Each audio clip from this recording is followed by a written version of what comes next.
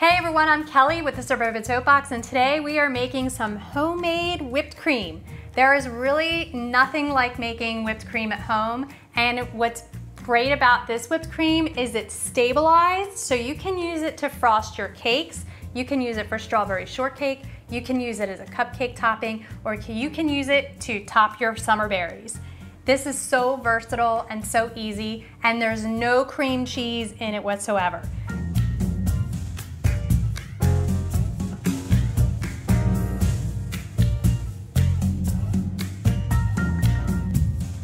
Really, all you need to make your homemade whipped cream is 2 ingredients. Anything beyond that is just added flavor. So for this recipe today, we're going to add some vanilla just to make it like a little extra. But if you want, you can add a little bit of cinnamon. You could use dehydrated strawberries that are like pulverized in a food processor and add that powder. So then you have strawberry whipped cream. You can use a tablespoon or 2 of cocoa powder and make chocolate whipped cream. Really, there's no limit to the flavors that you can make for your homemade whipped cream. So to start, you're going to use some confectioner sugar or powdered sugar and just put that in the bowl.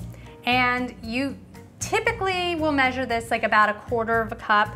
It really depends on how sweet you want it. You can make it a little less sweet by using just like a couple tablespoons, but you need the powdered sugar that you buy at the store because it has some stabilizers in it, and those stabilizers are what helps keep your whipped cream from weeping or like becoming watery.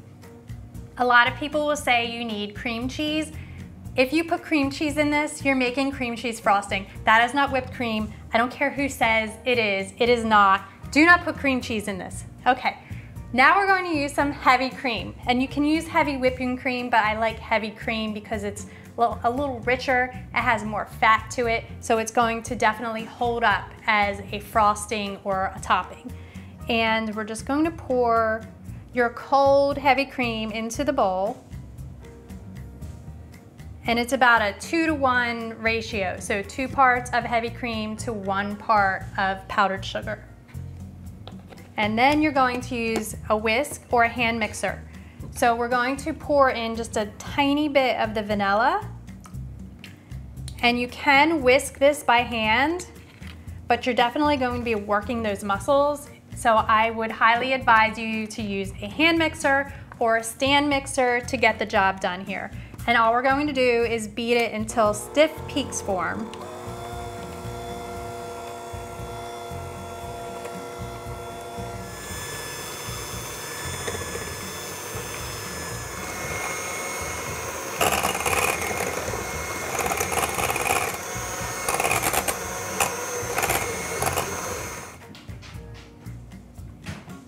Once you've reached the stiff peak stage, you'll be able to like see that your whipped cream is like standing on end all by itself. So we're gonna make some fresh berry tacos with some pizzelles that I made earlier today and top them with our whipped cream. One thing I do want to note, if your bowl and your beaters are cold, your whipped cream is gonna come together much faster than if you're using room temperature. And if you have a whisk attachment for your hand mixer, that's also going to speed up the process a little bit. One more tip, do not overbeat your heavy cream. If you keep beating it and it starts to get clumpy, you've just made sweetened butter.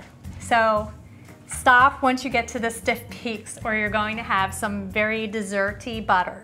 Okay, so for our fruit tacos, and this is just to show you how we like to use it, I'm just gonna throw a few berries into my taco shell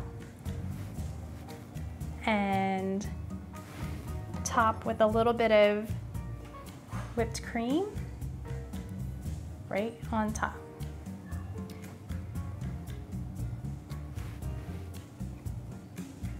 And if you want, you can top with some chocolate chips or some sprinkles or something fun, but I'm just gonna leave it just like that.